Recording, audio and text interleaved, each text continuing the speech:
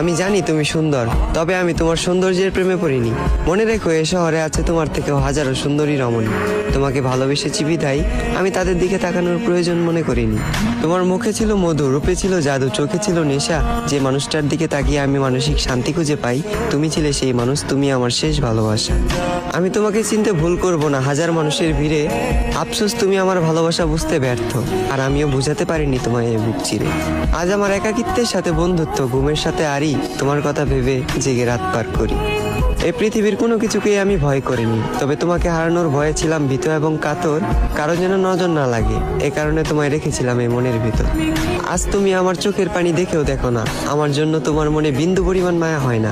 অতীতের তোমার ওই কমল নরম মন আজ হয়ে গেছে পাথর। তবে আমি বলে দিচ্ছি, তুমি মিলিয়ে নিও, তোমার ওই পাথরের মনেও একদিন জ্বলবে আগুন। আমি যতটা না কষ্ট পাচ্ছি, তার চেয়েও তুমি একদিন কষ্ট পাবে দ্বিগুণ। যেদিন মসজিদের মাইকে আমার নামে উচ্চারিত হবে, ইন্না লিল্লাহি ওয়া ইন্না ইলাইহি রাজিউন।